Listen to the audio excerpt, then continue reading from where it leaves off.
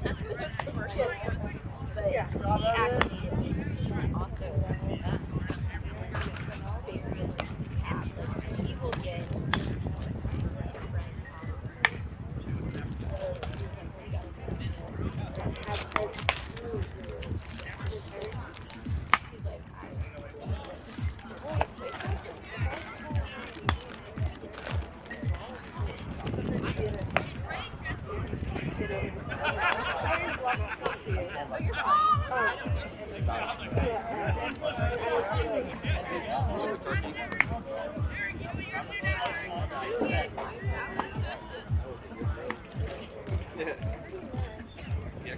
Unless I sign him up for we keep trying to tell them, like, look, repetitions matter. Just get out there and do them all work. 1 to 2 practices a week.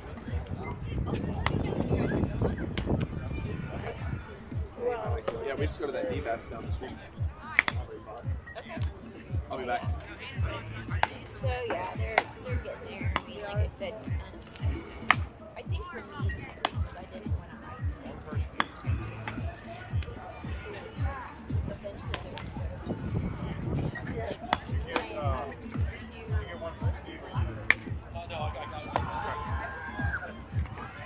Oh boy. My sister, she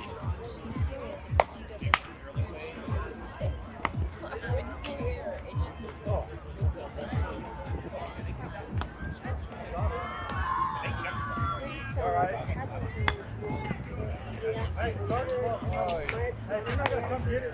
You ain't gonna play this. Come get it. Don't get it. Oh, God.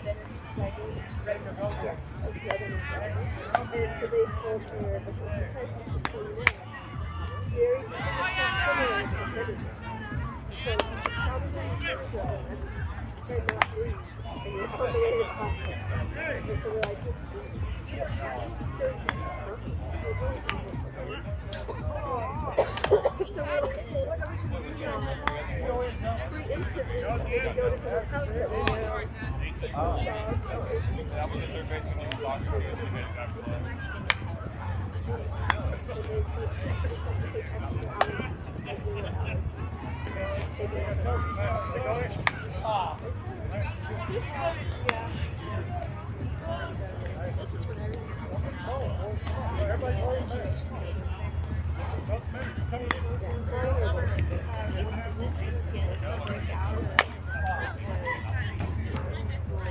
Right.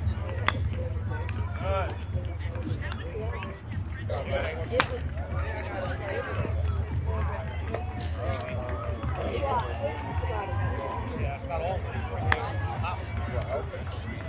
I was in Buffalo as an adult. After graduating from February school, it's awesome. Sweet grace God. He was like, I'm going to get your records from where you left. They should have died when she was at our radio in the 7th grade. They're like, sports and FTP was probably really hard. But yeah, I just always was like, coughing and just right now. That's horribly out of shape. Even though I couldn't sport for it was like, no, you had asthma, you needed an inhaler. But because cough, right?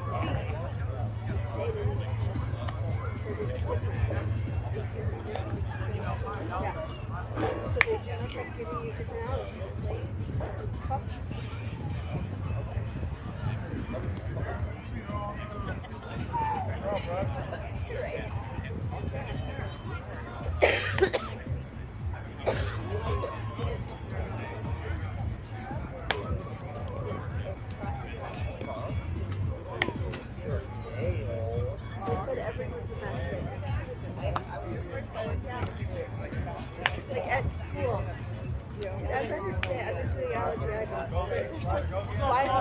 I just took her side. That's all I know. Just one fourth away. Don't really love. I said, well, that's fast.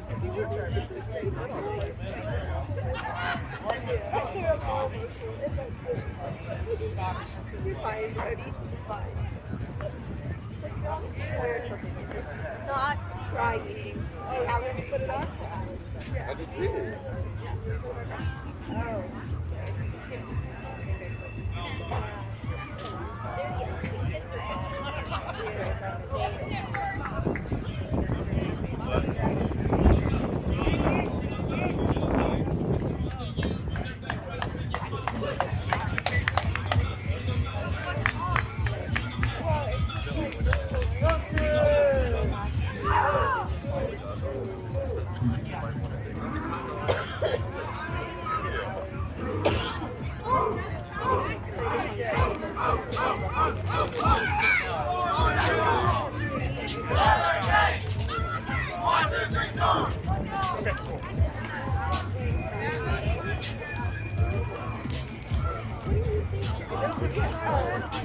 They finally do.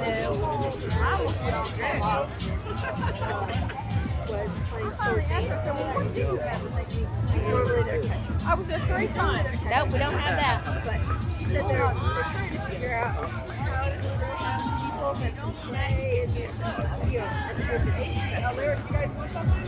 Yeah. I'm alright, They thanks, just Joe. waiting to where they sell their pictures.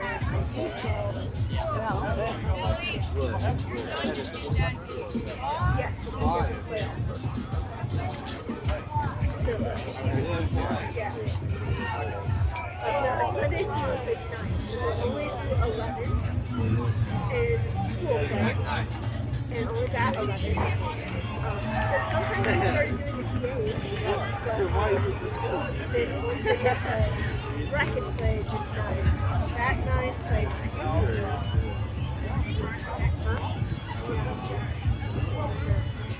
But Andrew and I were like, I should still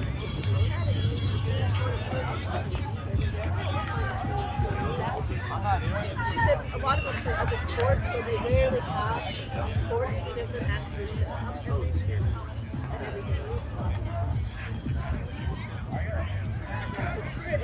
They moved from Boston 5 years ago here.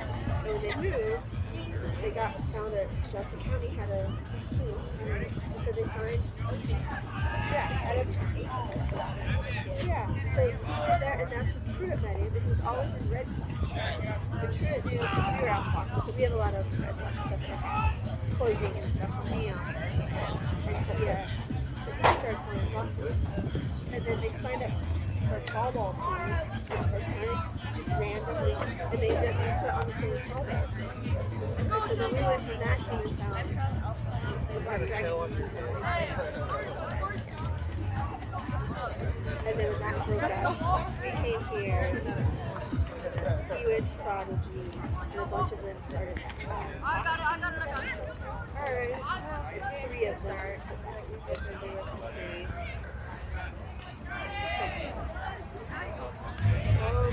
Oh,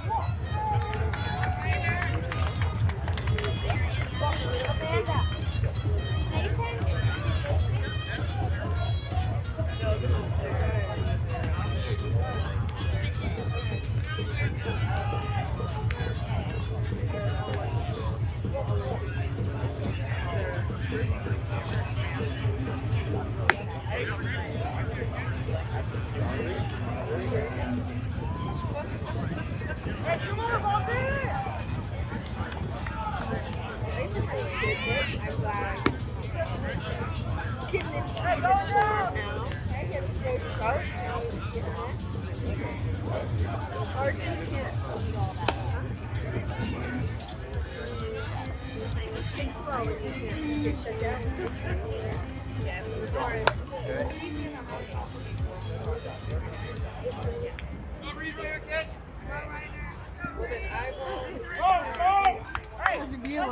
West Got a pole in your face? Yeah. You live in Ohio.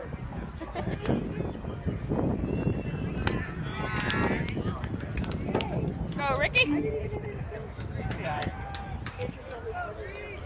I'll see what I feel. Yeah, I don't think so. Hey, loosen up.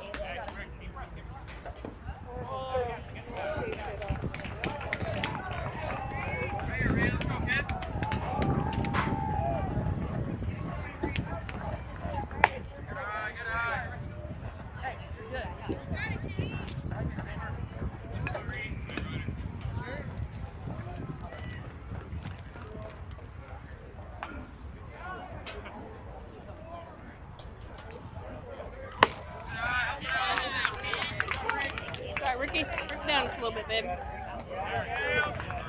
Hey, bring that leg over.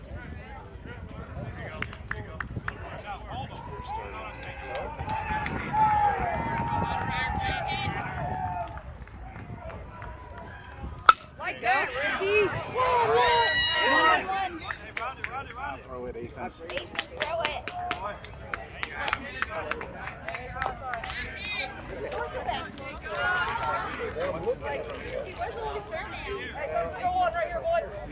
So, not one of the coaches.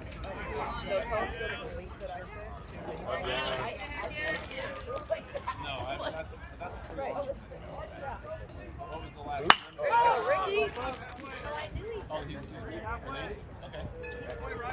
Nice job.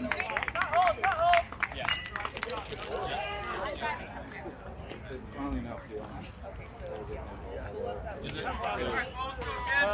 Still kind of grindy thing.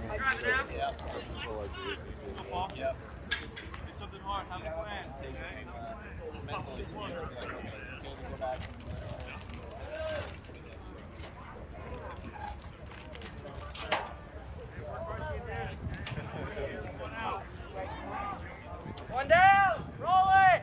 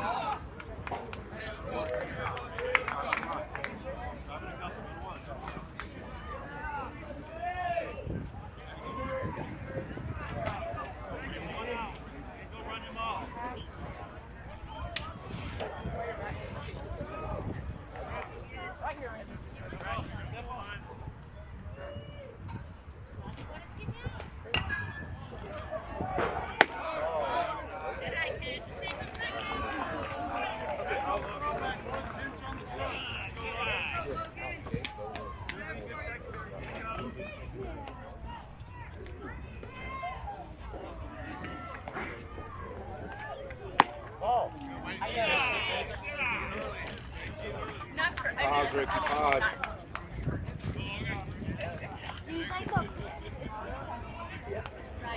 That's why you all only pitched one inning yesterday. The ball.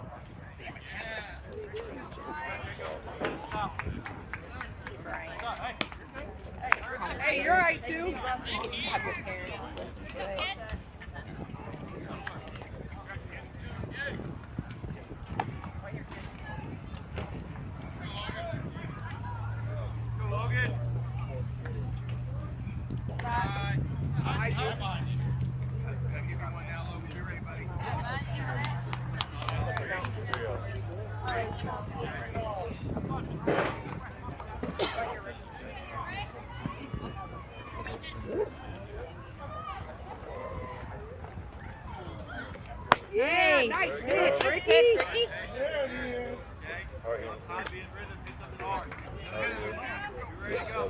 Hey,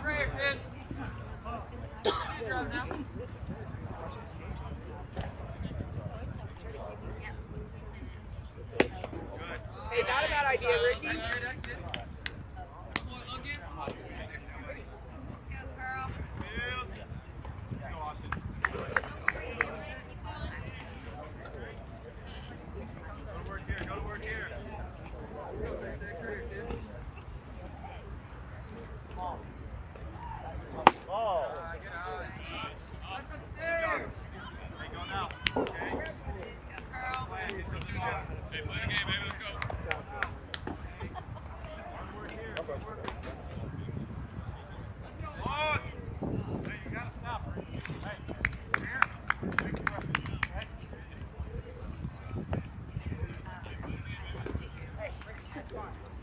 Slow down.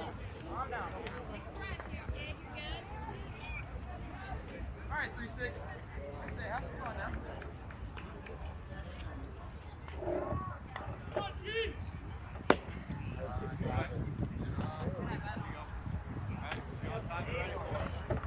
Go, Ricky.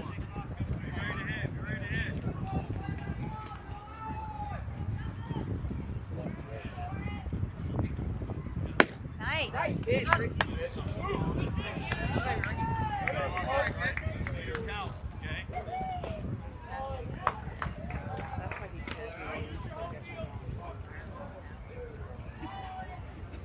There you go, Ricky. Good job.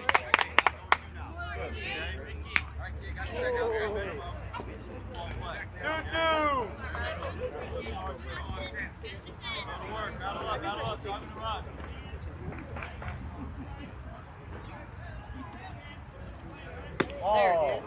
Hey, close, close. It's all right.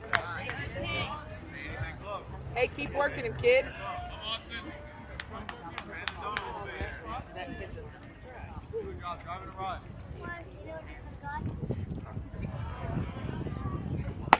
Yeah! Woo! Baby. Hey, 2 down. Boys are on. Lefty.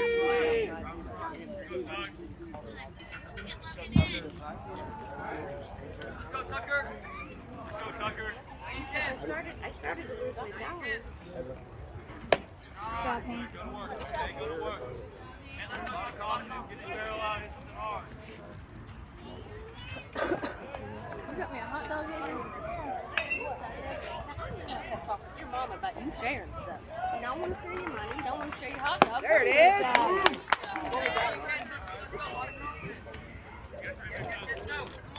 What about your toys? You share your toys with me? OMG. Let's go, Ricky. Oh, that's what I want.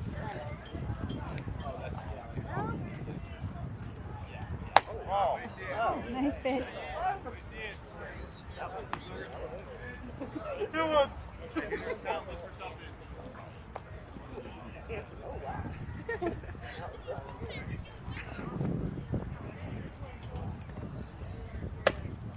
Hey, work down, work down. Here, okay. Get on time, be in rhythm. Get on time, be in rhythm. Hit something hard. Come on, Tucker. Let's get Go, Ricky. Hit something here.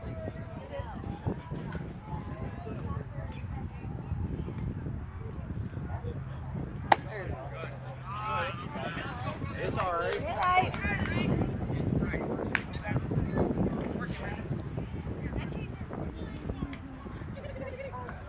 Here you go, kid. He's okay.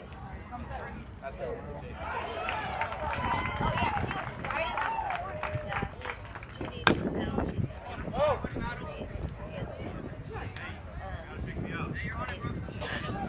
The best day that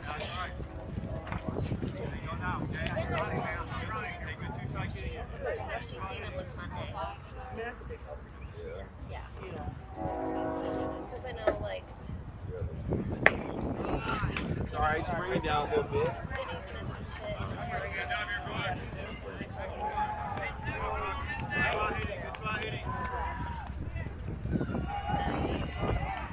After against his second game. Nice pitch.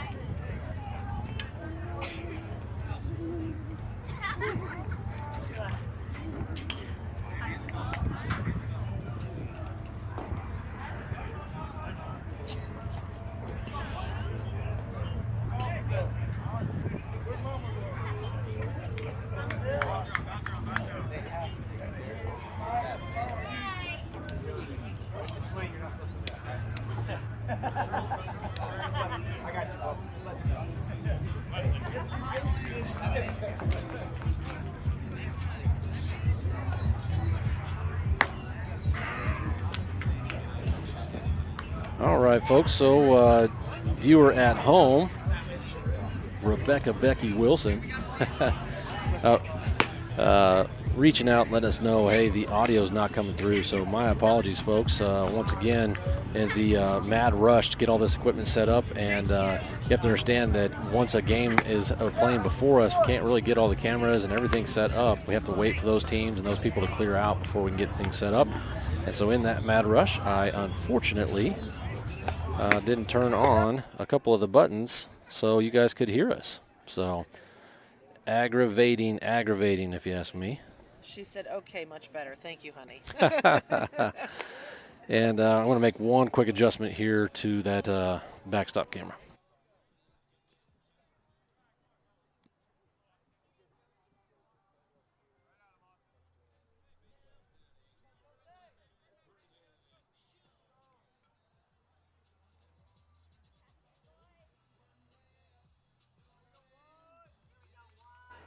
All right, now all set to go here in bottom of the first. Starting for us out there on the hill is Austin Strength. First pitch ball. So Austin pitching 3 innings for us here in, I think, 2 tournaments ago. And I'll tell you what, maybe his numbers don't reflect it, but he actually pitched really, really well. He just did not have some of the fielding behind him on that particular game, which obviously as a pitcher can be a frustrating thing, because if you're getting ground balls, you're getting pop flies, those are the things that you want, and you have to trust your fielders behind you in order to be able to continue to pound the zone and stay in there throwing strikes. Little command issues here early, starting off with a 3-0 count. And that one right down the pipe for strike 1. So making a good adjustment right there. Austin elected to pitch from the stretch, as you see a lot of youth pitchers do. And a foul ball. So he's doing a good job battling back on a 3-0 count. And now the count is full.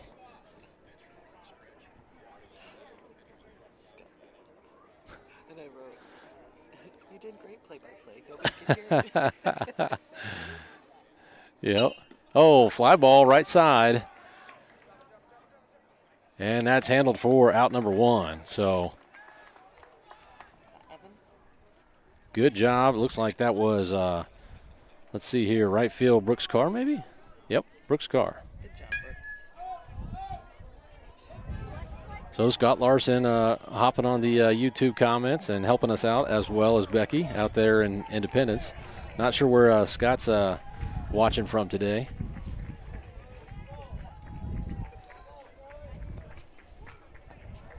And Austin finding the zone. So doing a good job here. That is number 10, Hidalgo for the Joco Storm up at the plate. Failed to mention that was Jones leading off for Joco.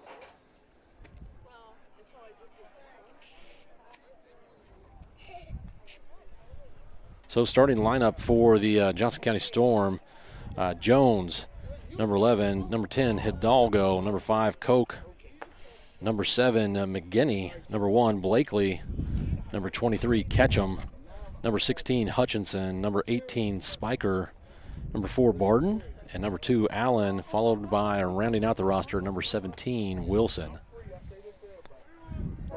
And so now 3-1 count. Strength coming up with the strikes where he needed to, and we'll see if he can battle back here again.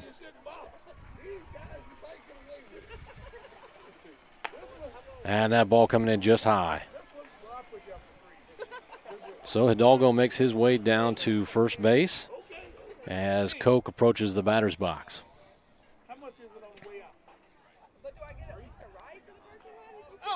So nice looking picture, and since the play-by-play was not active, you guys didn't get the fancy introduction on the tournament and our location, as that one's fouled off to the right side out of play. We are in Shawnee, Kansas today at the Mid-America Sports Complex, playing at field number 6. A beautiful complex. all turf.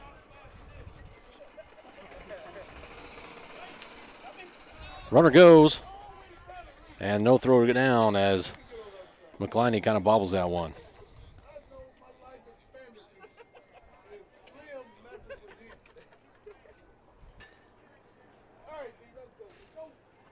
So an exuberant staff member out there behind us. What a beautiful day for a baseball game today. I think the temperature is supposed to reach somewhere out in the low 70s, maybe 70, 71. And I think at game time, at game start, is somewhere in the mid 50s. So it is truly beautiful, not a cloud in the sky. Sun right above us. McClenny blocks that ball, replacing those feet with his knees and doing a great job technically getting down. So runner on second base, just one down. Ball in play. This is over to second base. Second baseman does not come up with the ball, and a runner will score.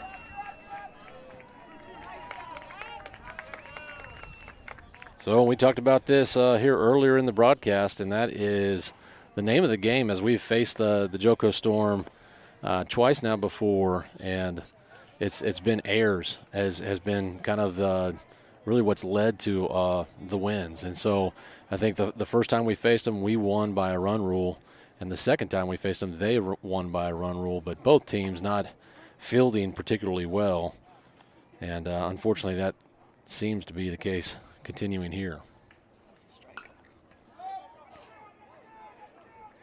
So runner on first, and he goes. Ball in play, right back over to first, off the glove of Peterson, and we're not able to come up with the play. Runner advances over to third. And wow, it just continues. You know, I'll give Larson or Peterson over there some credit on first base. It was a hard hit ball, definitely to his left side, and it looked like maybe he had lost his footing. Sometimes that turf can be a little bit slick, and that puts runners on the corners. And now a 3-1 game, still in favor of MacNSeitz at this point. And a strike call. That is to number 1, Blakely, at the plate. Runner jumped as if he was going from first. We'll see if he ends up going this time, and he does. Throw goes down, and it is a bit of a wild throw off the mark. Second baseman Evan Book coming up with that one. So 2 runners in scoring positions, just one down. And I love it because when you look at Austin's strength, this doesn't seem to affect him, right? Like, I mean, as a pitcher, you can see guys really start to kind of get into their heads as that one rips down the right side, foul. But a lot of pitchers can kind of get into their heads when they feel like they should have had outs behind them that they didn't get. And, you know, right now, nothing but positive body language coming from Austin's strength. And I definitely think that is something that you're going to need if you're going to be up there on the hill. Big swing and a miss. And now oh, that was a strike 3 call. That was one. He swung and missed. Swung and a miss. Had foul ball, strike ball, swung. Yep. That was number 1, Blakely, and so the first strikeout for Austin Strength today. Strikeout number 1. That's going to bring number 23, Ketchum. Hard hit ball left side, but this one is out of play.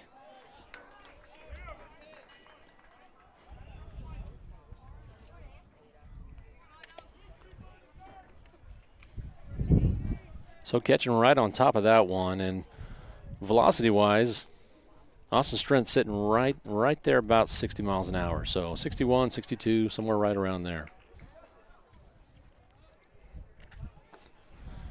This ball off the mark, and now 1-1 count.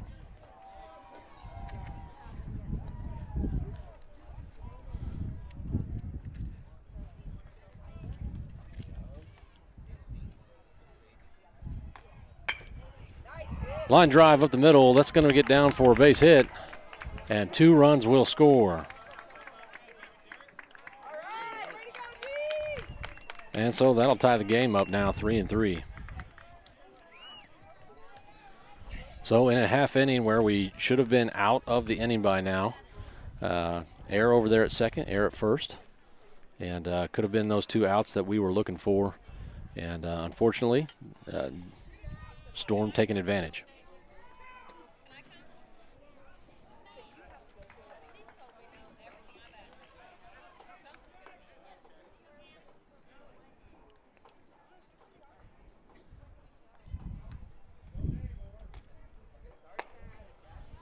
Ball high as McCliney looks the runner at first back.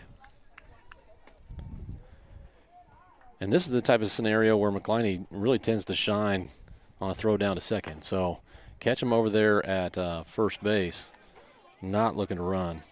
The score overlay. Mm-hmm. It's just not showing up here. No, yeah, it doesn't show up here. Okay. Only shows up online on the stream. There you go. Swing and a miss.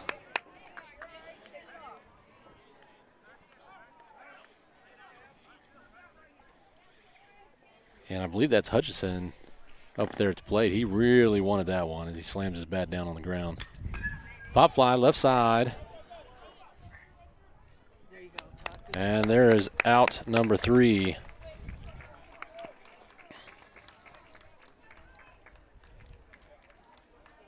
Good job, Tuck. Good job, Austin. So not a great first inning for either team. From a baseball standpoint, number of walks, number of errors, and but at the end of the day, it is a tied matchup, and so it's like starting all over again.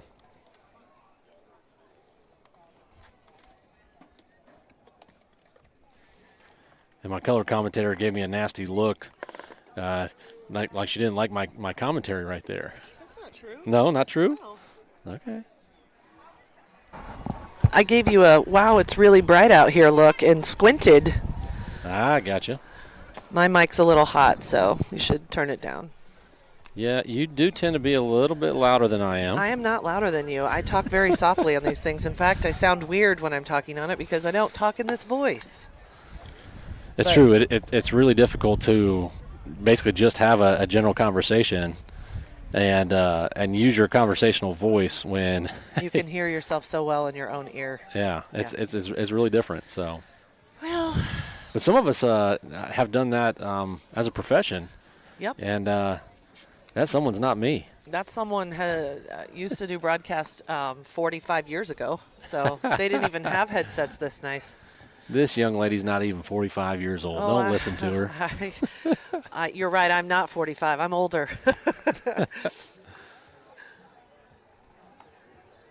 What are you going to do, though? Yep.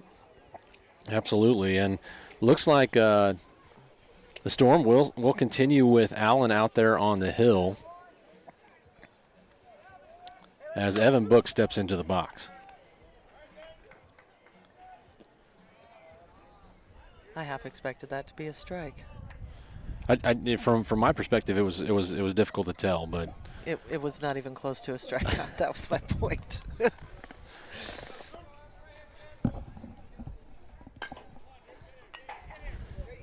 Fouls that one off the end of the bat, and now 1-1 count to Evan Book. So Book batting just 125 on the season, but here still early in the season, and I'll tell you what, he roped a double here a couple I think it may be a tournament ago. And so he's definitely capable of putting the bat on the ball and just needing to kind of get into the groove here.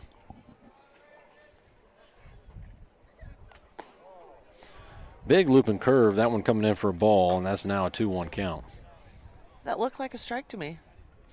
It really, when you look at how that curve and it came up from a vertical standpoint and then where it came across, I think it ended in a spot where maybe you would think that was a strike, but I think as it came across the plate. And it was too high. Yeah, from my perspective, I felt like it was a little too high. Okay. So now 3-1 count. Evan's shown some good patience. It would have been a great pitch for, somebody who's Oh, 9 and he feet chases tall. one. Dang it. And that is actually strikeout number 1 for Allen. So I was behind on the count yet once again. The good news is that people at home can count to 3 and 4. So they know what's going on. But it is a lot to keep track of over here. And every time I try to keep track of it, I end up putting the wrong batter up on the screen, and I mess it up. So, because I have the attention span of a squirrel, so. Well, that is number 10, Grant Kelly, as he puts the bat on the ball. That one missing just foul down the left side.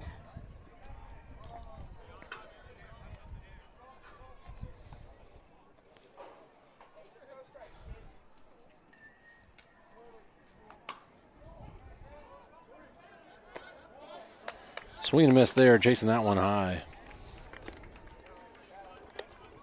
Pitch velocity coming in 63 miles an hour. I feel like my mic is a little ball. And so I was beginning to talk about this a little bit earlier, and that is that the batters really need to do a better job of being patient earlier in the count and trying to get those better balls to hit. Pop fly, left side. And left fielder tracks that one down for out number 2.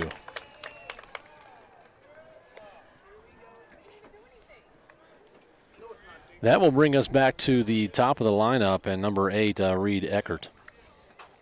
Reed making his way on base on this first at-bat with a walk.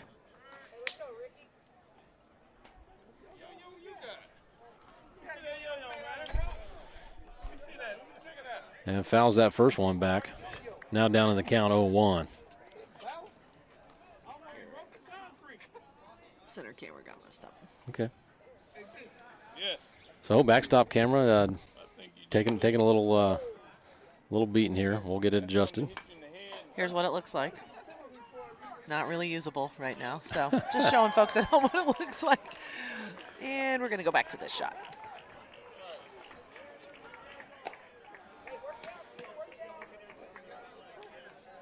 Ball high. I tell you what, when we've had such, we've been playing in such cold weather here lately. I imagine it's got to be somewhere in the 60s by now, and it feels hot. It feels amazing out here. I think it's just because so used to playing in all that cold, Yeah. and I tell you what, it's kind of unbelievable. But as Reed draws another walk here, and so that's 2 at bats and 2 walks. And he makes his way on first base. That's going to bring up number 3, Ryder Votaw. So let's see if we can't get a little something going here with 2 outs and try and get some runs on the board and get us back on top. Runner goes. Throw goes down.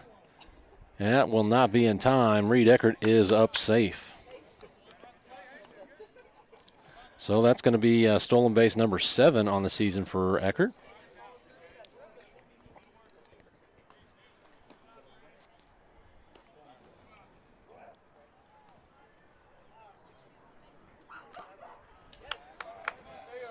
Nice looking cut right there. Fouls that one back.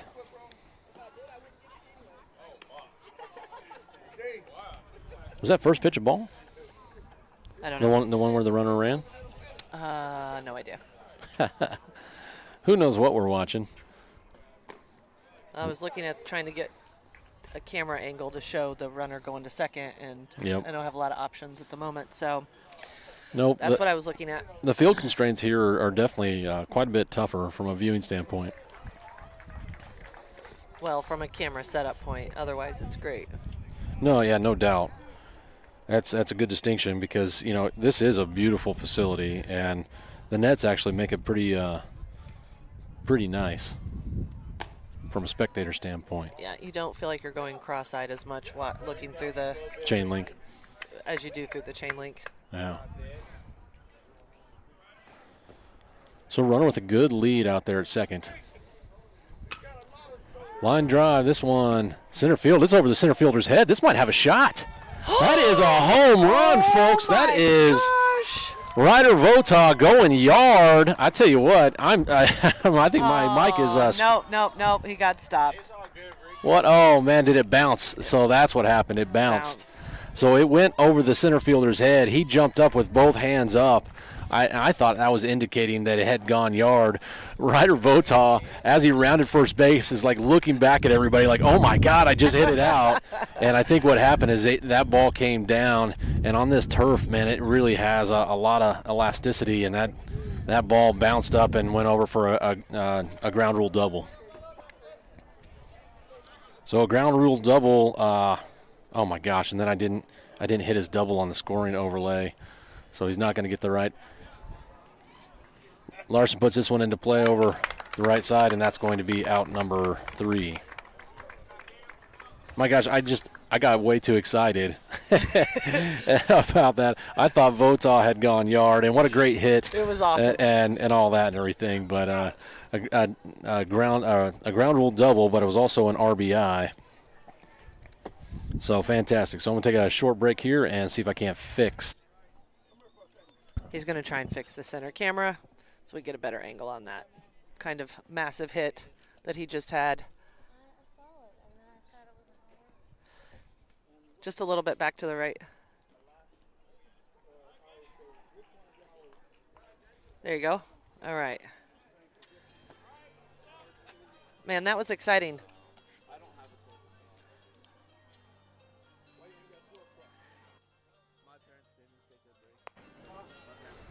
It was exciting. You know, one thing I can't hear in my feedback is like the actual sound of the game. I'm going to check the YouTube feed to make sure that one's working. It's on? Okay. Yeah, and so this is the center field or the backstop camera. And so I've got the mic on, the directional mic on it right now. And so that's trying to pick up a little bit more of the game sound. And so we can adjust that kind of up and down. But right now you might hear in the background there a couple of the umpires talking. MacNSeitz leads us, though, right now 4-3 in the bottom of the second. And we've got Austin back on the mound. So not too bad getting. We got an opportunity to get a run on the board with 2 outs, and so fantastic piece of hitting by Ryder. And I tell you what, he really got a hold of that one.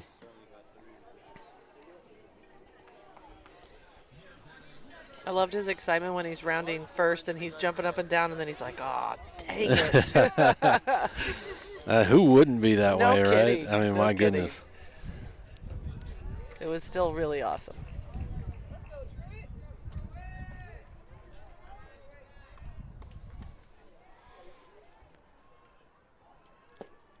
There you go, strike one. And starting off with a strike right there. This is a big young man here, number 18, Spiker at the plate. I don't recall seeing him in our last matchups, but I could be wrong. Got him on the same one twice. So a couple off speeds with some nice movement. And Spiker starting off with an 0-2 count.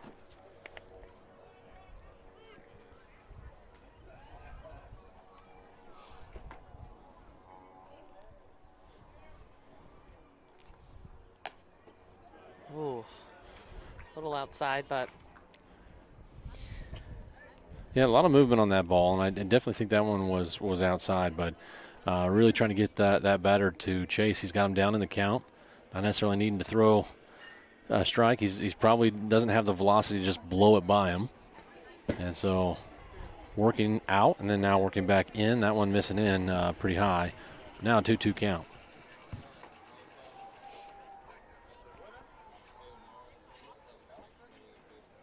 I can only begin to tell you what a beautiful day it is out here. Slight breeze popping up every now and then, but just enough to keep the sun off of you. Hard hit ball left side. And Larson comes up with that one for out number 1. Nice play. Larson doing a great job getting right in front of that ball.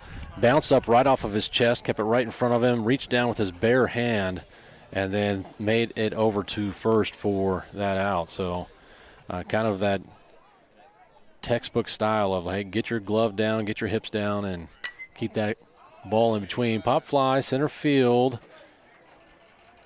Got it. And that is going to be out number 2. Good job, fellas. I think that's Reed Eckert out there in center. Coming up with that play.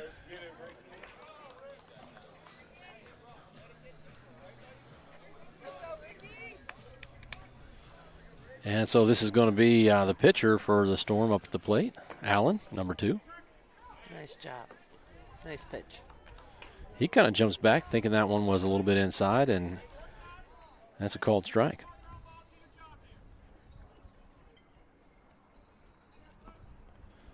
Nice block by McCliney.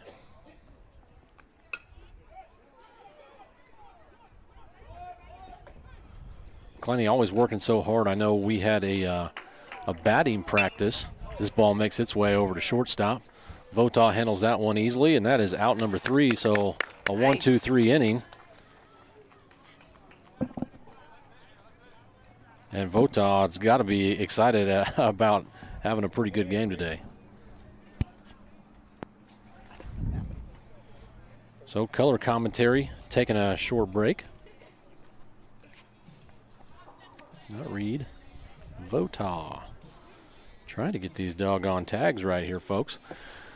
So as I do that scoring overlay that you guys might be watching back at home and whatnot, it's important from a timing standpoint that I get the scoring overlay correct, because as the guys field or they make hits, that's how you guys get those text messages with the highlights and whatnot. So every now and then you'll get a highlight that's pretty far off, and it's because of the timing of that. But when you're handling the cameras and handling the stats and the overlays and the speed and everything, it does get to be quite a bit. But well, listen, as we're in between innings, I do want to take a short moment here to talk about our platinum sponsor for our 2023 baseball season, and these are the good folks at Van Horn Land and Cattle, a family-owned and operated farm out in Kansas. You can check them out on Facebook. They're big on community, and we are big on them for supporting local youth athletics. Their donations support these young men training and playing America's pastime. So a huge shout out to everyone at Van Horn Land and Cattle. Thank you guys so much for your support. And here in between innings, looks like Storm is electing to make a pitching change here. Now number 10, Hidalgo up there on the bump. So obviously a lot of strategy here in tournament play, as you've only got so many arms, and they can only throw so many innings. And so game's still close and tight. They make a pitching change, and imagine you'll see that young man Allen pitching again later in the tournament, although not here today. So a short little conference out there at midfield. And McCliney stepping into the box. You got to go over there and stand by the door, though, so someone has got you to go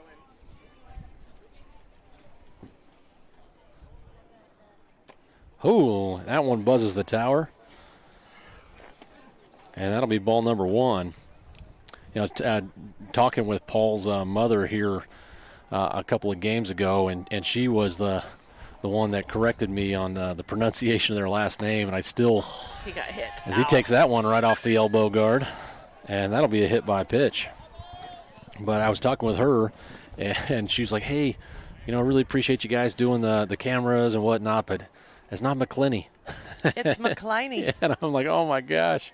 I commentated all throughout fall and everything like that, and a few games here in the spring, and finally just getting corrected on that pronunciation. So note to parents, if we're saying anyone's name incorrectly, please let us know. Sit there and struggle with it? No. No. Oh, man. Fly ball, this one center field, and the center field hauls that one in for out number 1. And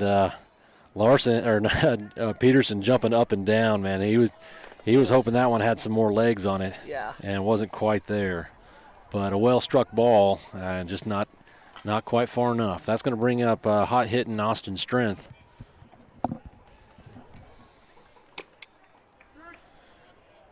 who has got to be feeling pretty good about where we're sitting, considering all the different errors and whatnot, but he's enjoying a 4-3 advantage. They had a great inning last inning, so I didn't see any errors in the last inning. Went 1, 2, 3, was good fielding. So exciting to see for sure. And now a 1-1 count. Modest lead over at first. The doggo with a curveball did not quite break, stayed a little high.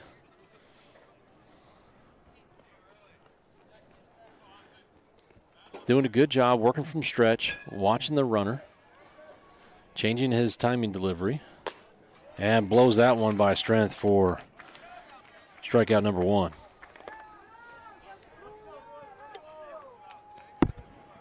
So we got 2 down here. Top of the third, we got a runner on. That brings up number 27, Tucker Lee.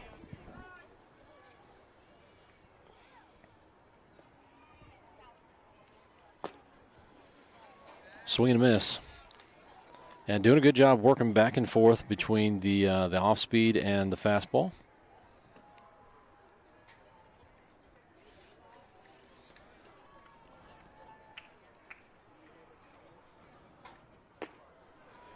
Swing and miss. come on, 2-7. And that was that big looping curveball, and you really got to do a good job of sitting back and waiting for that to come through to you. Lee with 4 RBIs on the season. As the doggo steps off the rubber and looks the runner back. Now from the stretch. This ball well outside, and a delayed steal is on, and man, that's a close play. Oh, he calls him out. I don't know about that. I will tell you, I think he thought that ball was getting away from Catch, and Catch did a great job.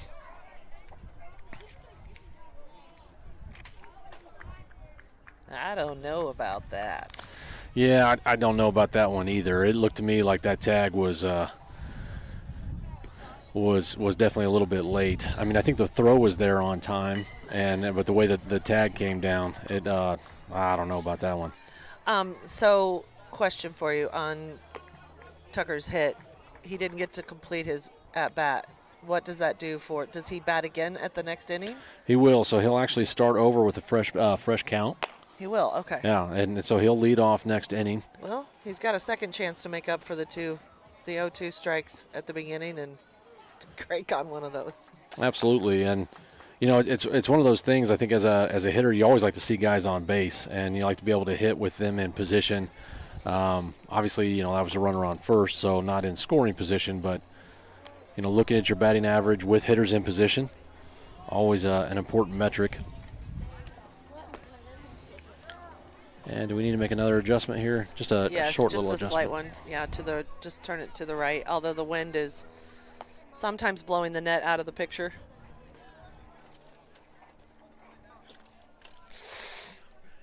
And we're tripping over wires. Doggone it. Nope.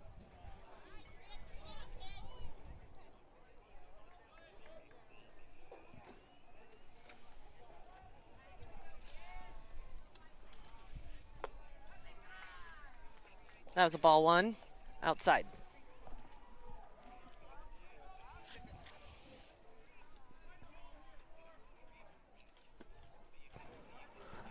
We brought that one back in, but it looked like it was a little low for ball 2.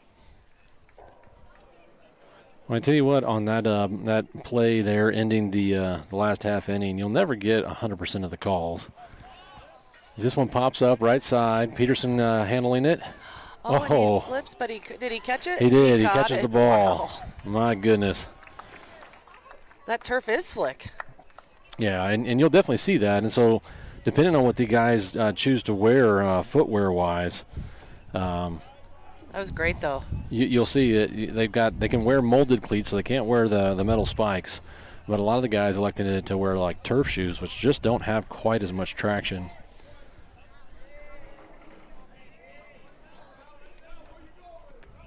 And a wild pitch outside. I think he was just trying to make that catch exciting.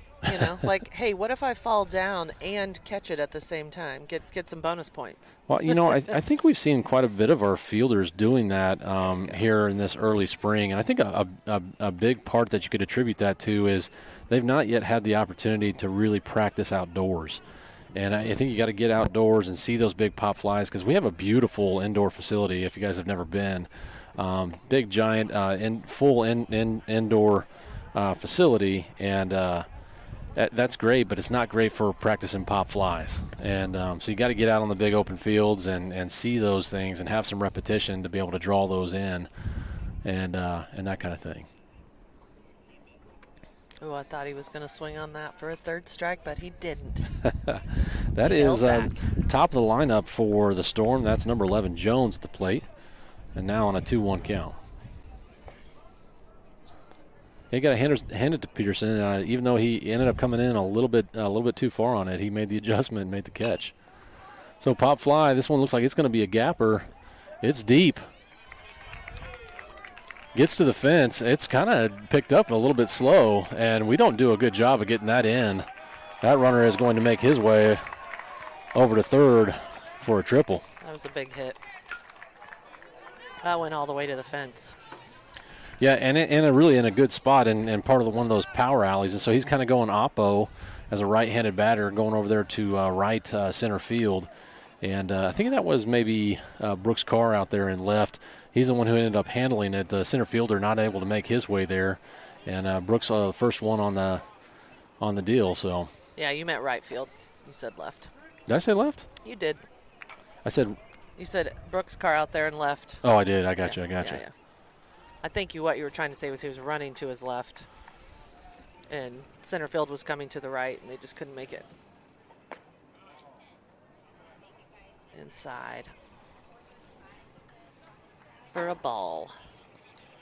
And so now the pitcher for the Storm right now up at the plate, Hidalgo. Well hit ball, left side. That one is going to go off of the glove for Tucker Lee, and that is going to be another error. It looked to me like he had that one, and I don't know. It went right off of the glove.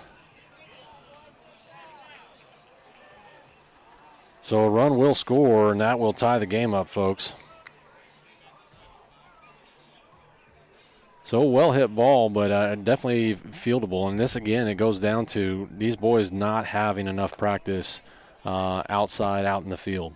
We are not getting reps that look anything like that at those indoor facilities.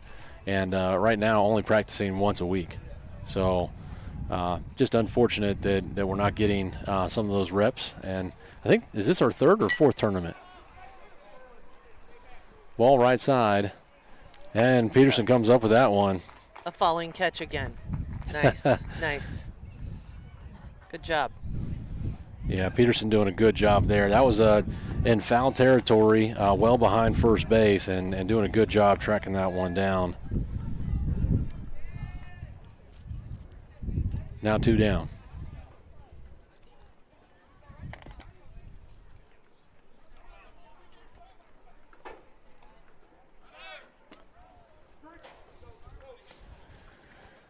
And Paul with throw down as the runner goes, and that throws off the mark. But I could tell Paul, his pop time is so good.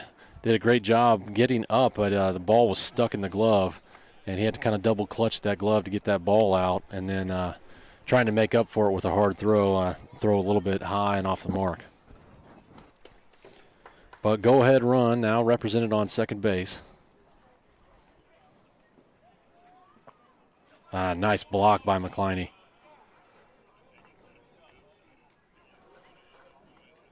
And that's number 7, McGinney, at the plate for the Storm. Hidalgo on second. 2 down. Now bottom of the third.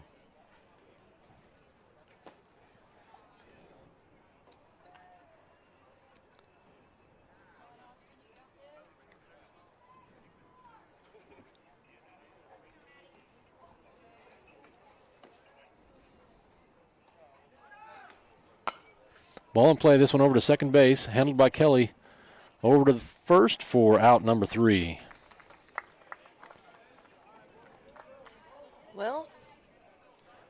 had a good last inning and then had some errors this inning. So it'll be good when we can get a little bit more consistent on our fielding. No doubt about it. And you know, now the matchup all tied 4-4.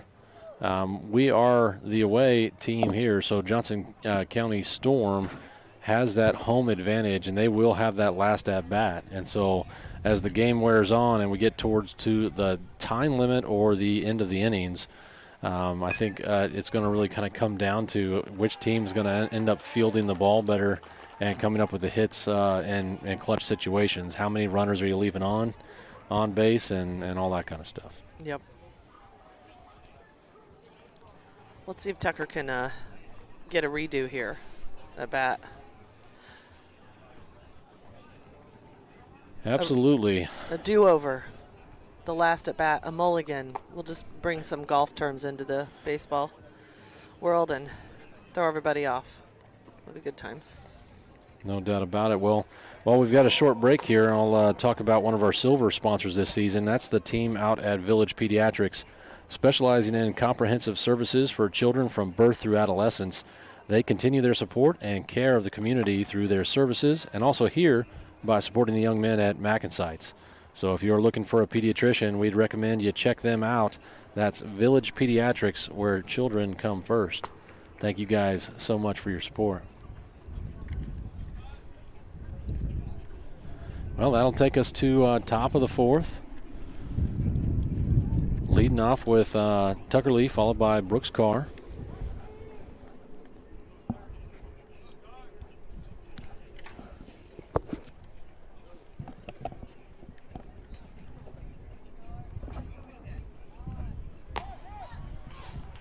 Ball outside.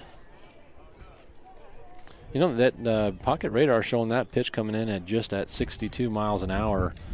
And always interesting looking at the different pop fly left side, and that is out number one.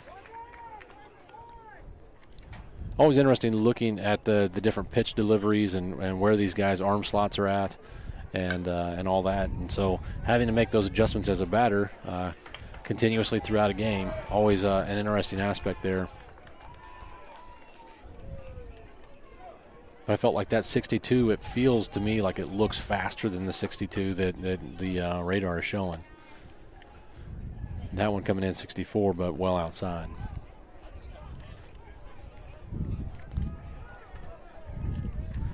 That's number 5, Brooks Carr at the plate. And he takes a fastball down the pipe for strike number 1.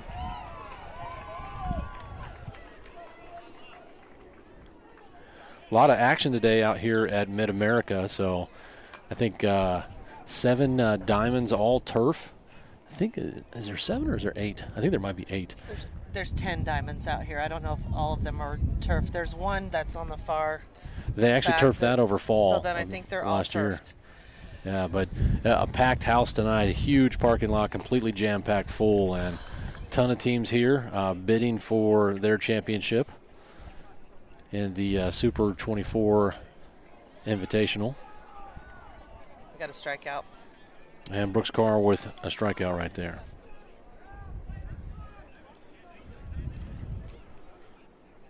So 2 up, 2 down. Let's see if we can't get lucky here with another run on 2 outs. So a little 2-out rally as Evan Book takes that first pitch for ball.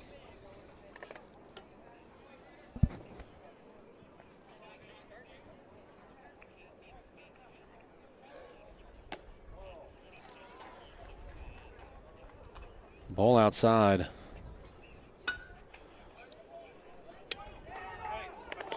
And the hit ball go. Looks like he's kind of settling in and right down the pipe. Starting to get a little bit tighter shot group with his pitches here. That's now a 2-1 count. We'll see what Evan Book can do with this one. Line drive. That one's going to get down. Oh, no, he caught that. That's a shoestring catch right there, and hats off to Storm. Center fielder making a great catch there. I thought that one got down, and right there at the shoestrings. Well, if it did get down, He rolled out of it like a pro, like he caught it, and convinced everyone on the field. I thought he caught it too, but yeah. Well, it'll be interesting to see how our MacNSeitz team responds here. So 3 up, 3 down, and we're gonna have a new pitcher because I thought I saw Austin running to outfield. So maybe it's Brooks getting ready to come up and pitch. so you got Tucker in left, Reed in center, and is that Austin out there in right? Yep, it looks like it's going to be Brooks Carr out there on the bump.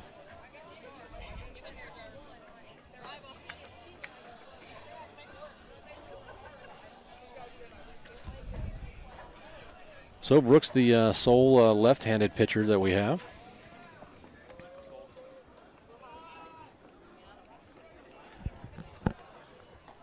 Kind of known for having a little bit more movement and finding the zone. Hasn't appeared too often here yet this year. And, you know, the stats that I tend to put together, what I did, just so everybody knows as I look at stuff, because Brooks has actually pitched, right now I have right here in front of me that he's only pitched 1 inning this year. That's not accurate because he actually did pitch against a team called the Base Invaders here in that last tournament that we played in. But that was a single A team and just completely so far outmatched. I didn't feel that it was a good representation of our stats for the season. And so what I did is I removed that game, both from an offensive, defensive perspective and all that. And so any pitching, hitting, all that good stuff that came up in that particular game, I'm not showing and reflecting as true stats for us because we're a team that's capable of playing at a much higher level than that, and just I don't think a good representation of the overall stats. So I removed that game. But Brooks has appeared in 2 different games this season, and so we'll see how he can handle things here.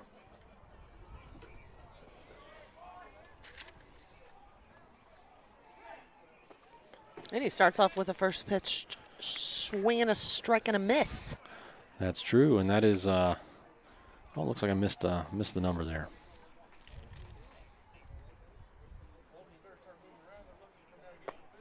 Number 1. Big swing and a miss right there. And so you see that quite often with a lot of Brooks pitches, because he's not a higher velocity in the guys, and guys think that this ball is coming right across the plate, and lo and behold, here it is. It's going in, it's going out. And see again right there, he wanted to swing at that, and so you see something coming in that you feel like is a good softball, but when it's got good movement, man, it really can throw guys off. And so that's Blakely for the Storm up there in the box now, 1-2 count.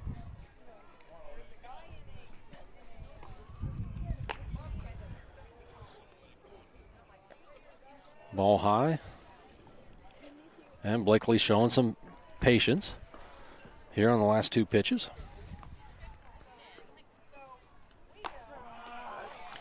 And a strike 3 call. Brooks Carr starting things off well. So 1 down, and that is going to bring up number 23, Ketchum, for the Storm. Ketchum coming up with a big 2 RBI single in his last at-bat. And that first pitch coming in just high. You know, unlike Bally Sports, it's really easy to watch our games. You just have to go to YouTube and click join. Yeah, I tell you what, it is frustrating looking at the Bally Sports. I don't think Bally Sports is going to be sponsoring us, so no, it's okay. I don't think so. It's a terrible experience and extremely frustrating. But if you want to watch MacNSeitz 14U, you just go to YouTube when we're live, and you just join in, and you have a good time, and you don't have to do anything other than that. And it doesn't matter whether you're in market or not. It doesn't. you can. It doesn't matter if you live in Liberty, if you live in anywhere in the world that has an internet connection. You can watch us for free. So Brooks doing a good job there. Yeah, letting that at-bat kind of get away from him, starting out with the 3-0 count, but battles back with a called strike, and now 3-1. Yeah, you know, I love watching the Royals play, and I know they're not the best team in the bigs right now, but exciting to watch those new young guys come up. And we've got some exciting players, and I think that's kind of part of the love of the game there. But it's so much fun to go to a Royals game, even when they, don't get the W, but it's just a fun ballpark. Ball in play, left side, errant throw, and that runner reaches base on an error. Oh, and the ball makes it over the fence, so he's actually going to make his way over to second. So, I think originally that ball hit really well in between third base and shortstop. Ryder doing a great job playing deep and making his way back at an angle to get the glove on the ball. It's really the throw that kind of puts that one in a box that I'm sure he'd like to have back.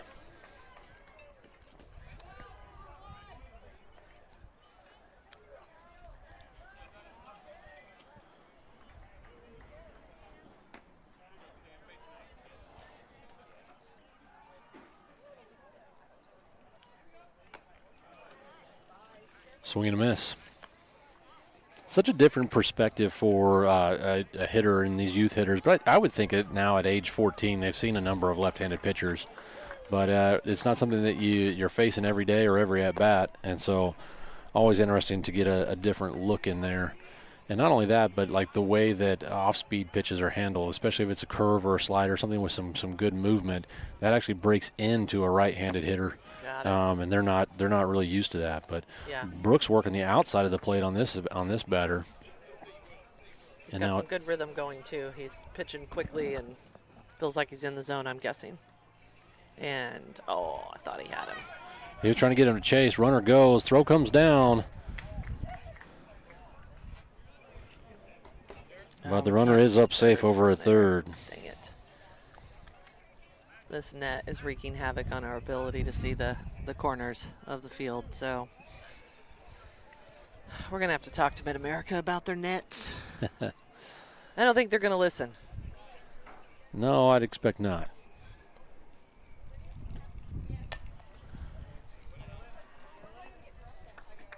Fouls that one back. Still a 2-2 count. We got lucky on that play over at third that he didn't go ahead and run home. Well, that is the go-ahead run right now. And nope, he goes back to third.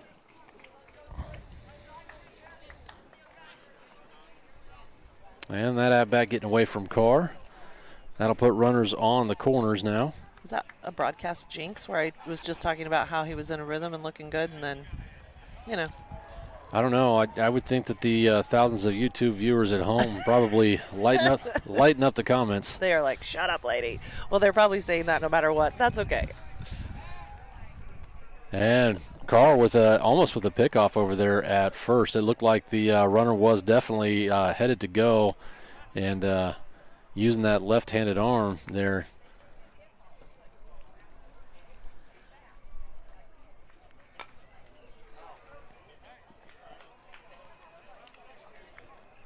So that's spiker number 18 at the plate.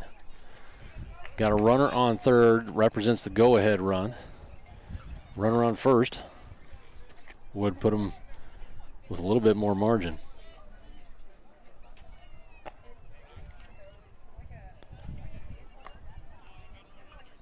One down. So bottom of the fourth, we're getting on into some important innings here, and hoping MacNSeitz can come up with something to hold these guys here. That's why having that home advantage and being the last at bat is such a huge advantage in close contests.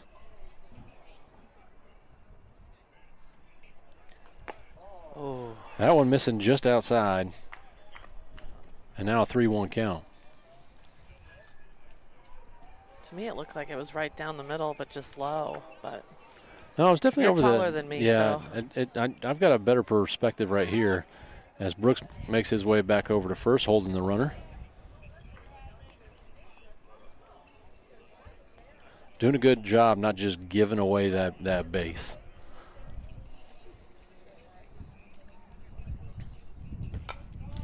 Pop fly right side. Peterson calling for it. Brings that one down for out number 2. Good job. Good job. He didn't fall that time. Nope, He handled stayed it. on his feet. Handled it well, and that comes with repetition and seeing those more often. And did a great job. It was a great catch. Bringing that one in. That's right.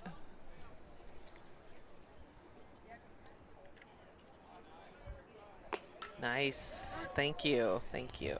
First pitch strike. My opinion on that one. I love to see the first pitch strike, and too often guys are on a take, or they want to get deeper into that count to see those better pitches, and too often they'll take on that first pitch. That was a second pitch ball. Okay. We just turn them all into acronyms. FPS, SPB. That's too much. Yeah, we'll hire anybody. And runner goes, throw goes down, and throw is off the mark. But again, McCliney's pop time just incredible. Doing a great job, and just throws just a little bit off the mark. I know we had a hitting practice here earlier this week, and Paul was in ahead of the hitting clinic working on some of his catching techniques. Nice breaking ball for strike 2 there. Now 2-2 count. You got 2 runners in scoring position, 2 outs, and Storm really wants to see these guys get around. MacNSeitz looking to get out of this inning with no damage.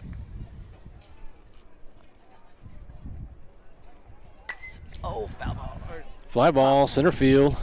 Catch it. And he caught it. Nice and job. That is out number 3. Whew. Tense. Exciting. Well, and it's funny because, I think that both the teams, neither one of them look particularly loose, like in the dugout. They don't look like they're exuberant with energy and cheering things on and stuff like that. Everybody's still a little reserved, a little bit tight here. This is our first game for the day. I'd have to go back in and take a look at the brackets to see if this is Storm's first game or not. I mean, based on the pitcher's baseball pants, this might be his 6th game. I'm like, I think he's played a lot of games today. Yep. And that's something that this turf out here does. And so the infill that they use on turf is like little, really microscopically like chopped up like rubber that they use. It's called infill, and infill almost always for turf, regardless of what color the turf itself is always black. I know this very well.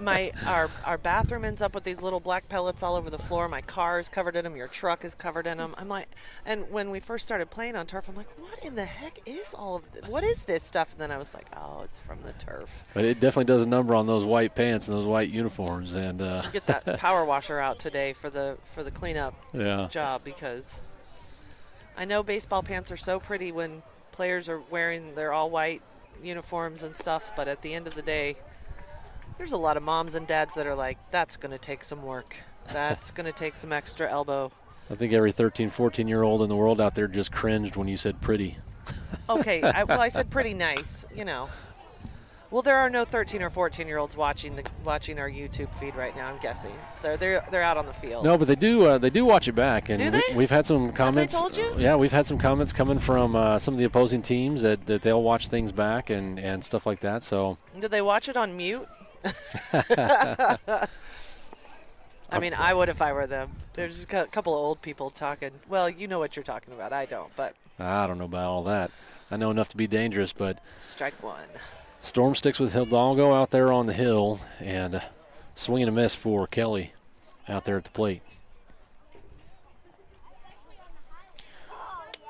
So Grant Kelly joining us here a little bit more frequently with some regularity here. We've got a number of guys not able to play right now, and so Arlo Mai missing him yet again today. I do believe that he'll be back with us for the next tournament, so really eager to get him back. Such a great strong glove out there at third, and also, obviously a great bat as well, but that moves Larson over into different positions, and it gives us, just a different look defensively. Odie Saxon.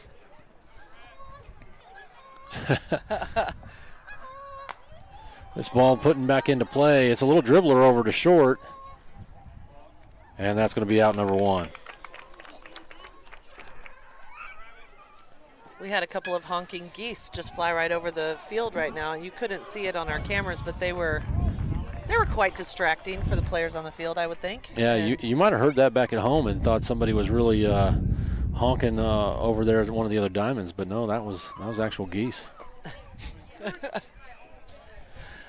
Is Arlo sitting over there, though, even though he's not playing? Because he might be the only 13 or 14-year-old watching the game from home. I can't see from here whether he's over there, but he might be. Well, I know he joined us on the live stream on a couple of games on the last game as Eckert takes a.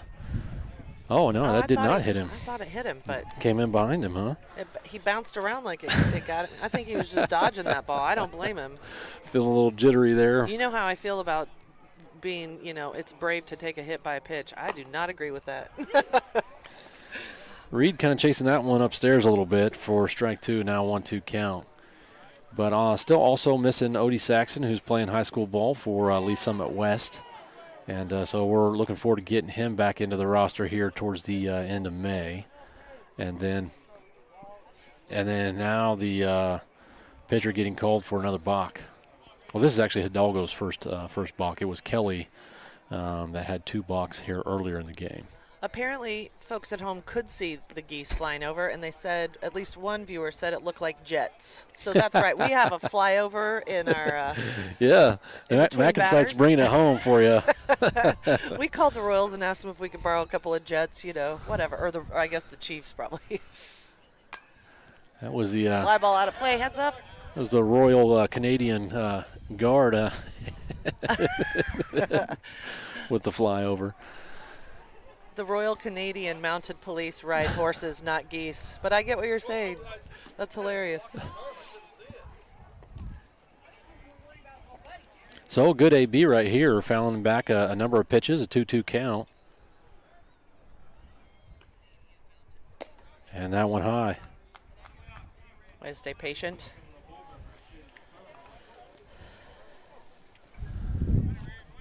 So need to adjust that camera again, huh? Maybe not. And Reed continuing to battle on this one, fouling another one back. Getting just underneath those pitches numerous occasions. From a timing standpoint, when that ball comes straight back off of the back at the backstop, that your timing's really kind of on point. And a couple of them have done that. And he earns a walk right there. So a great AB and what you would definitely call a quality at bat.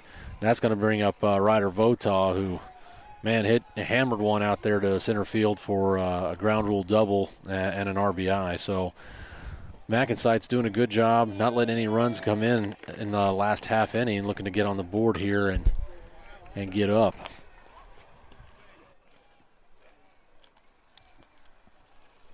Oh. This is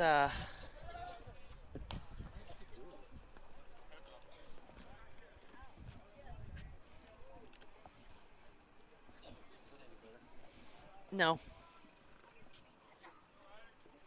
Go to your right when this batter's. That's a ball.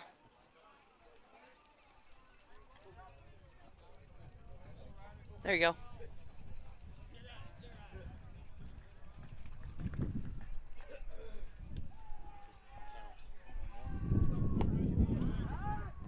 Oh, throw back to first.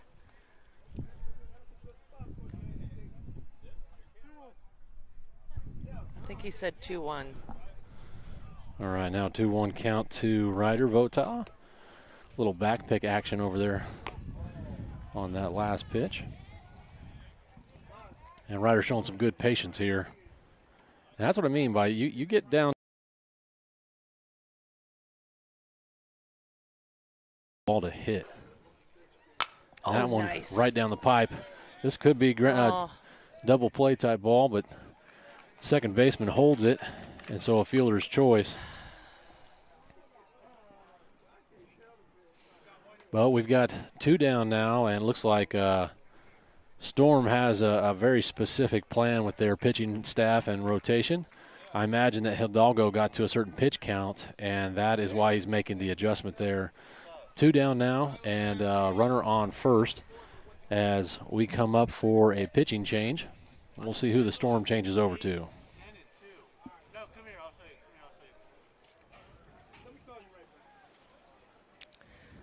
So we are tied 4-4, and we are hitting 116 on time. Do you know if it's 140 or 145 on the time limit? I think with perfect game, it's 1 hour 40.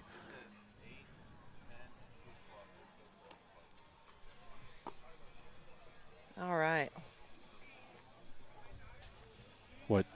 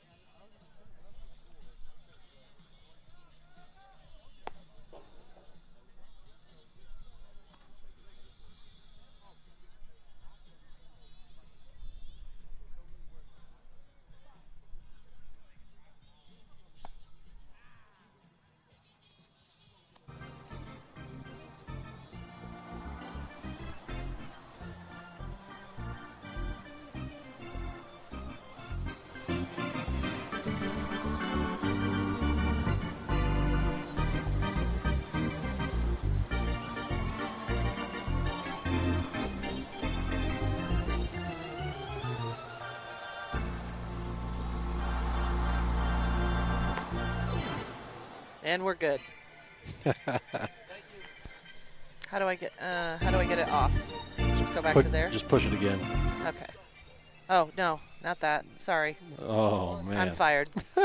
You can't fire a volunteer. Well, I guess you can. That'd be fair. That's fair. We added some snazzy music for a few minutes, for a minute or so. That was fun. Yep, been meaning to get that done, and it's hard to do when you're by yourself. But ball in play, this one over to short. It is mishandled. Reach and base. Oh, he's hurt. Oh, no. And looks like Larson will make his way on by air. That's going to put 2 runners on, but the shortstop, not sure if his knee or ankle got caught in the turf there, but he is down and definitely looks to be in a bit of pain. So boys are all gathered around and kind of taking a look as the coaching staff makes their way over to assess the situation. The shortstop is now up, and he is hopping on one leg all the way back. Storm making a quick change out over to. Yeah, I don't know if he slipped and, twisted his ankle, because I'm watching the replay on YouTube. Well, not the replay, but I rewound it back, and I'm not sure what happened there, but he's hurting a little bit. Pickoff attempt over at second, and that is Vota. He's back up safe, no problem. Really good base runner, Vota is, and plus speed out there on the base pass, but does such a great job of working back and forth, getting a good strong lead, and you got to think if we can get a single right here, he's got a good chance to score. We have 2 outs. Yeah, so 2 down, and Paul McCliney up to bat. I'll tell you what, McCliney really coming on strong here in the last couple of games, but 6 RBIs on the season so far as he takes a strike on the outside corner. So batting just .333, which, in baseball terms, hey, that's fantastic. But I think we're going to see that average continue to improve here as he chases that one outside for strike number 2. So really looking for a ball just in play, giving us a chance to run some things out, and we'll see what McCliney can come up with here. Got him. And a curveball inside, and that one is called for strike 3. Dang so it. MacNSeitz will strand 2 out on base, and a close matchup that is now tied still at 4-4. And I don't know about that one, but, like I talked about earlier, you're never going to get every single call you're wanting, whether that's out in the field or out there at the plate. And so you got to swing the bat, protect the plate, and kind of go from there. Looks like MacNSeitz is going to stay with Carr out there on the hill, and I think he did a pretty serviceable job. Really close. Storm had a couple of guys in scoring position, but was able to get out of that inning with no damage done. And looks like, who is that? Is that Allen? Yeah, number 2 Allen going to be leading off for the Storm.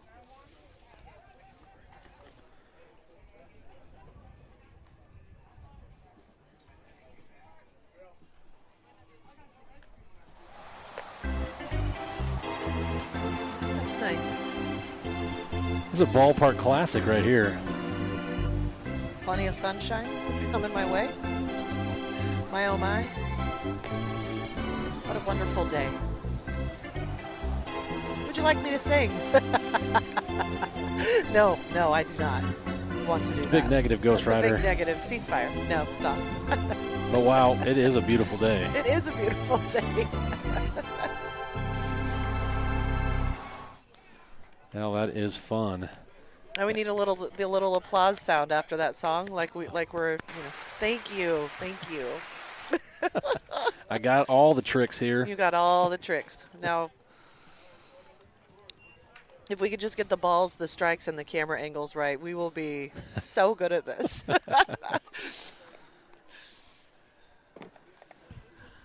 All right, so Allen steps into the box. Carr now pitching from the windup. First one coming in just high. Pitch velocity right there, 54 miles an hour. So that's about average for Carr. He kind of goes between 54, 56 miles an hour.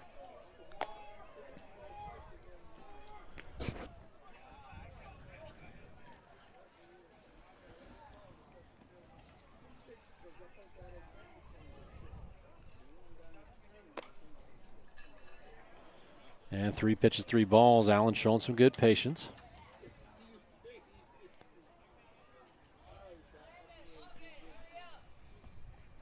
And he flies one right there. There we go.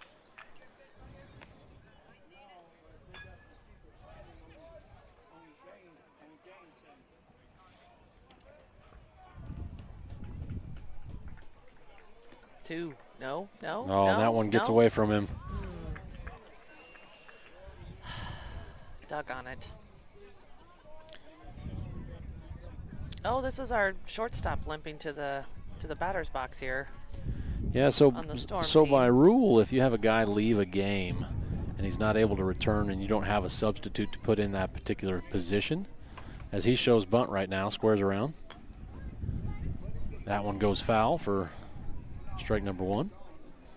But I think by rule, if you're not able to put somebody else into that spot, then it's going to be an automatic out. So they just are wanting him to limp up here and try to get it into play at least. Well, and you got nobody down, so you got a runner on first. That's the go-ahead run, right? So bunting right here makes a lot of sense. McClenny, oh my goodness, with a throwing error down there at first, and I think we're going to be close on whether or not a run is going to come in.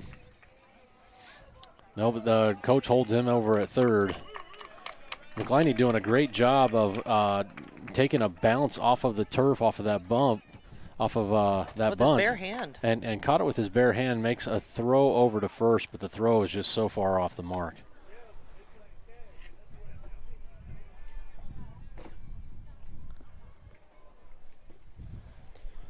There's a lot of bicyclists going behind us on the road there.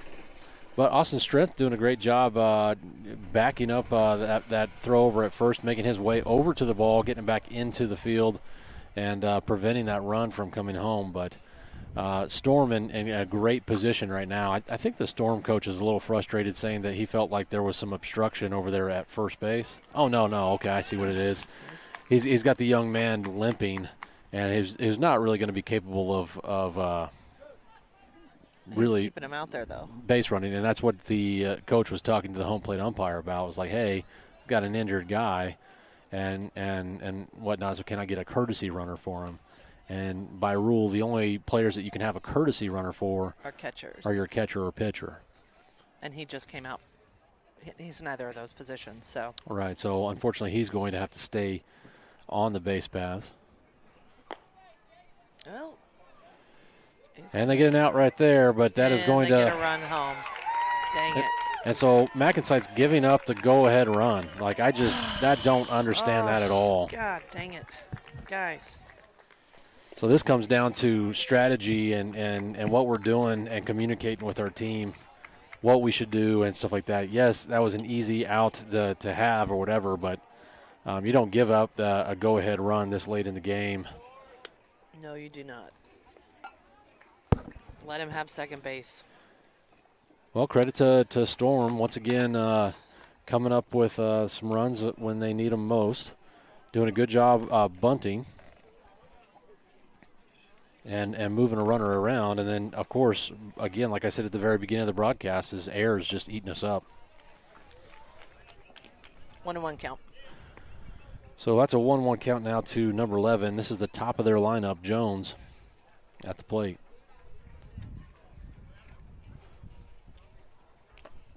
Foul tip. Now 1-2 count. Now 2-2. Oh, he said 2. Yep. Caught that. I don't feel like that's right, but oh well. Ball in play over to third. Handled by Larson. Over to first. And that is going to be out number 2.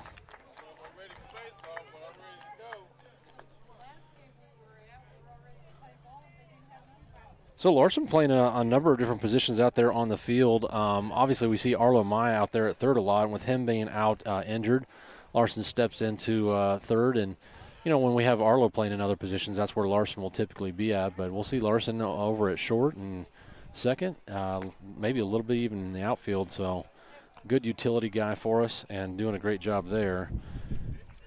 As Carr starts this batter, Hidalgo, off with a 1-0 count. Breaking ball down in the dirt. Now 1-1 count. So I hope that, you know, and I imagine, you know, that the coaches will talk to these boys as they come back in at the half inning and talk about the strategy and understanding, you know, what is the circumstance of the game and whatnot. Giving up that go-ahead run is definitely not what we wanted to do. And I will say at least we did pick up the out on that, but not something you would want to do from a strategy standpoint whatsoever. And so Coach Brady with a pretty even temperament. Ball in play. This is over to Votaw, and that is going to be good for out number 3.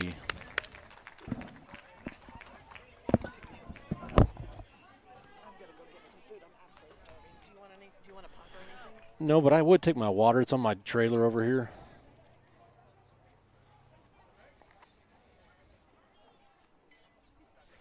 All right, folks. I tell you what, that's yeah. So you can see over here, I think on camera, that Coach is out there talking to the boys about, hey, what makes sense and what doesn't make sense. But you also can't dwell on it as the game wears on. So right now, we need to come up with some runs, and we need to get some guys on base. We need to get a little deeper in the count, get better balls to hit, and as we put those balls in play, let's give ourselves an opportunity to put some runs on the board and that kind of thing. So we looks like Storm does make a pitching change right here, looking to pick up the W, and they're going to change out to number 5. I'm looking for number 5 on their roster. I don't see it. Maybe that's not a 5.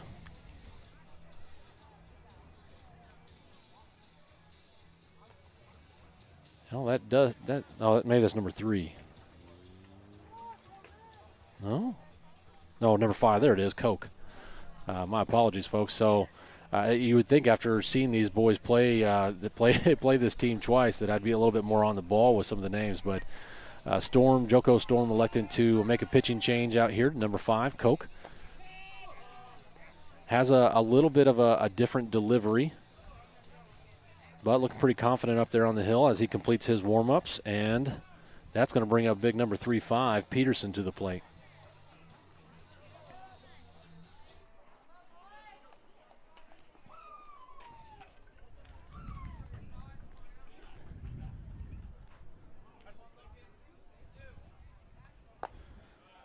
First pitch coming in, that one just at 59 miles an hour, so not high on the velo spectrum. And Peterson doing the right thing by laying off that one as it came in for ball number 1. Big swing and a miss, chasing that almost in the exact same spot. And kind of going back to that thing that we were talking about when Brooks Carr is pitching, you know, and that's, you see these slower pitches kind of coming in, and it just seemed like so hittable. But you got to wait for them and wait for them to come back to you. And Peterson's timing on really well right there as that one fouls straight back. Again, I said earlier, if it fouls straight back, typically the timing is real on. You just miss the barrel on the ball, so getting underneath that one just a bit. Curveball, Peterson puts this one in play, over to third, and play over at first. He is safe. So Peterson legs that one out, and that's exactly how we need to start this inning out. MacNSeitz down 1 here, top of the 6th. Coming up on game time here before too much longer, and that puts a leadoff batter on base, and then hot hitting Austin Strength at the plate.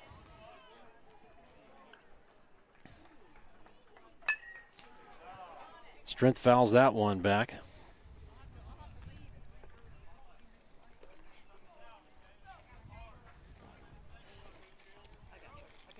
No, you're all right.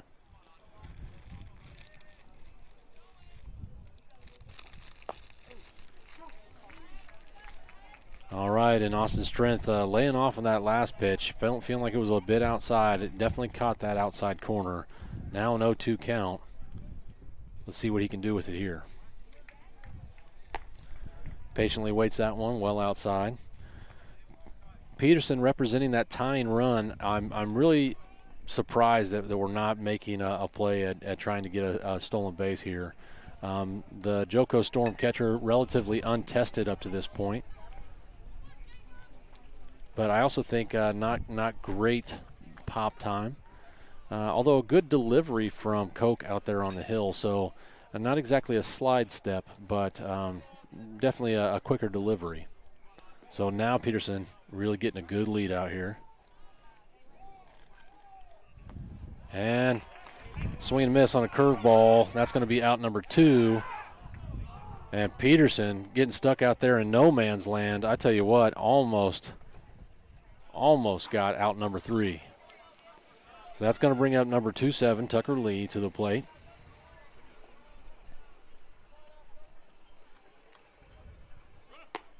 Runner goes. And he's up safe with one of the ugliest slides you'll ever see in your life. I don't know what happened there. He started to slide just a little bit too late. But nonetheless, up safe at second and representing that tying run. And a strike call inside. Corner. Now 1-1 count. Was that his ankles? Color commentary says that was at his ankles. That one well outside. Still pitching in that low 60s velocity spectrum, so definitely nothing that's overwhelming there for the MacNSeitz hitters. Fly ball left side, and that's going to be out number 3. Or out number 2, rather. That's out number 2, huh? I don't know how I ended up with an out. That makes more sense to me. So Peterson was the leadoff, right?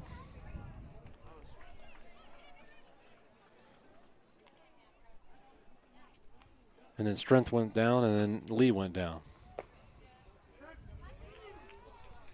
Peterson almost got picked up at first, so maybe that's... Yeah, maybe. I don't know. A little happy on the outs there. Oh, shoot. I've not had my iPad plugged in. It's getting ready to go dead. I need that white cord plugged in. Scores now 5-4 in favor of the Joco Storm. So we're in top of the 6th, and MacNSeitz is up at the plate. Hello? Hey, here we go, a single. That's going to get things going. Will that run score? Yes, it gets by the outfielder. A run will score, and Brooks Carr coming up with an RBI double. I tell you what, that came at a time when we needed it the most. So, really, really good. So I'm getting a little bit distracted, but what a great piece of hitting right there by Brooks Carr. And I'll tell you what, he's not had a really strong season out at the plate. That's his first hit, folks. So fantastic first hit coming up with a tying run, and man, did we need that one. So top of the sixth, still 2 out, and now a runner on second. Evan Book at the plate. Ball in play, this one over to short. Hidalgo fields it, and then he's going to go over to first for out number 3. So that'll take us to the end of the half inning, but not before MacNSeitz ties the game up now 5-5 rather. And I tell you what, that is a good thing to see. When you get your lead-off guy on base, man, you really got to do whatever you can to get him around, and we did that. So I'm going to take a short pause here and go fix a couple of these cameras, but I tell you what, I will leave you with some more of those tunes.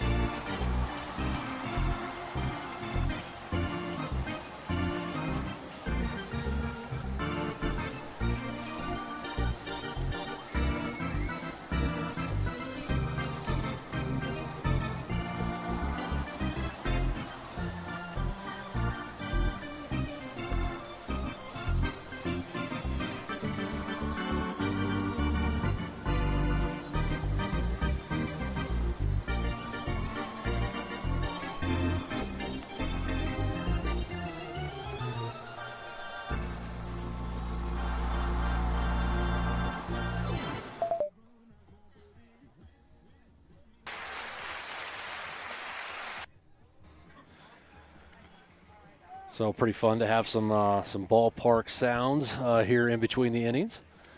MacNSeitz sticking with Brooks Carr here out there on the hill, and warm-up's now complete. And that will bring the Joco Storm back up to the plate.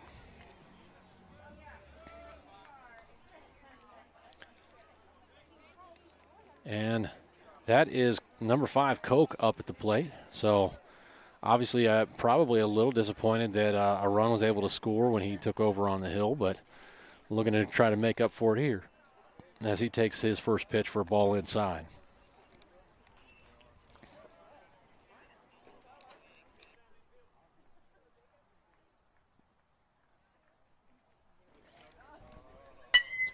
Fly ball right side. This is going to be a gapper. Dive out there from the right fielder. All to no avail, but so it's only a single, and so Reed Eckert doing a good job of backing up. Looks like Strength maybe out there in right, and Strength doing everything he can to get out to that ball, making a dive and an effort there, but Reed doing a good job backing him up and getting the ball in quickly to keep the runner out at first. Swing and miss for strike 1.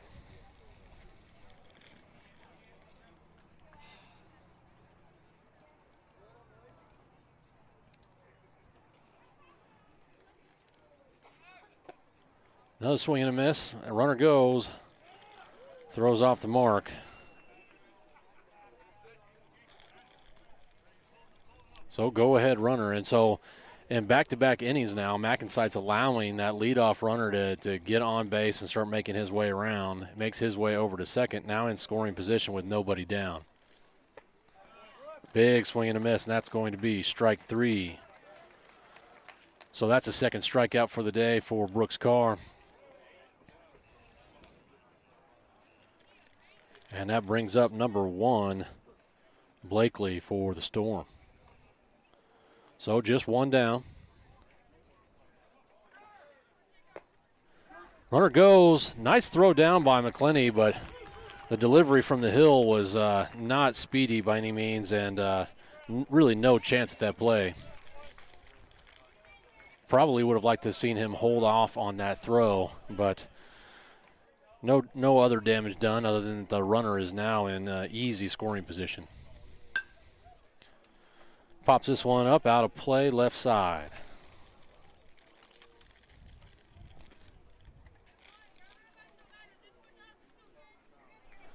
So I'd be curious to see if Storm will, this is a great situation for a bunt right here. Just try to bring that run home, and we'll see if they end up going to that or not.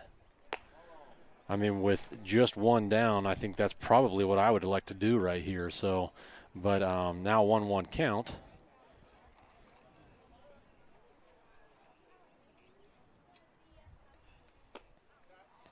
And now 2-1 count to Blakely. So just a modest lead over there at third. Nothing outlandish. Corners playing in. And I'll tell you, it looks actually like the whole infield is in right now. And that I'm not exactly sure. It's bottom of the sixth here. So on a tie game, if it's going to go to anybody, I imagine they're going to try to bring that home into plate. But if it's going to go to short or second, this one is going to get by the second baseman easily. And that is going to be an RBI single. And game time. So that will do it for us here. And now the Johnson County Storm coming back after getting down early and bringing it back to MacNSeitz. So MacNSeitz now 2-1 or 1-2 against the Johnson County Storm on the season here. A disappointing showing here, but what you have to really what I believe that it comes down to is just a really poor performance on the fielding side of things. So we got to get these guys some more practice, some more reps. They got to do some individual improvement and whatnot, and let's see if we can't rally here for the second game. We do have a second game coming up here at 2 o'clock. So if you guys want to grab some lunch and whatnot, join us back here on YouTube for our 2 o'clock game. We'll be glad to have you. Thank you for tuning in today. And if you guys joined us, please do me a favor, like the video, leave a comment. We'll respond